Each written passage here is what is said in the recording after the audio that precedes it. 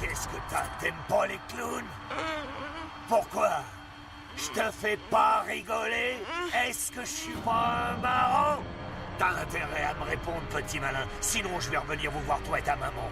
Et si t'as pas une bonne raison de détester tous les clowns, je vous tuerai, toi et toute ta putain de famille. Salut les toqués, Chapeau et Toqué en ligne. On se retrouve aujourd'hui pour la suite de En route vers Halloween. Nous sommes le samedi 20 octobre. Plus que 11 jours, les amis, plus que 11 jours.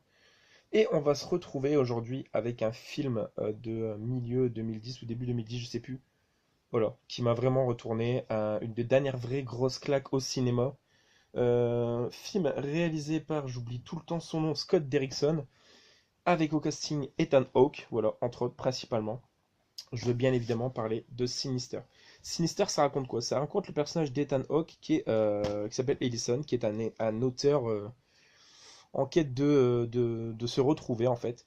Et il écrit des romans, des histoires policières, tout ça. Et ils vont, avec sa femme, déménager dans une maison où a eu lieu vraiment des véritables massacres et carnages, dans le but justement d'enquêter dessus et de lui donner envie d'écrire un bouquin dessus.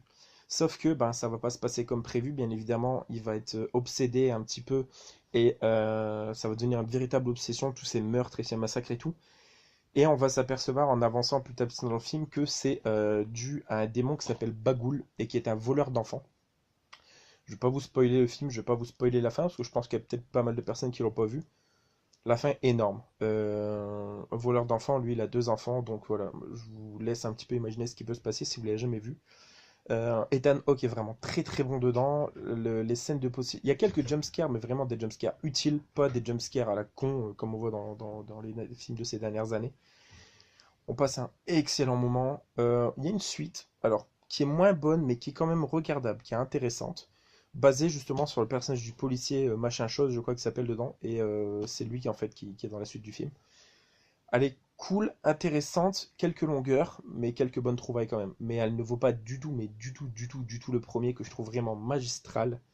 Je surkiffe ce film. Voilà, c'est par les producteurs de Paranormal Activity et Insidious. C'est édité sur Wildside. Et voilà, si vous l'avez jamais vu, il faut que vous matez ce film de toute urgence. Et par contre, si vous l'avez déjà vu, bah, pourquoi pas vous le remater avec une petite soirée possession pour Halloween. Sinister et Insidious au programme, ça peut être pas mal. Voilà, on se retrouve nous demain pour la suite d'En route vers Halloween. Ciao ciao mes toqués, régalez-vous.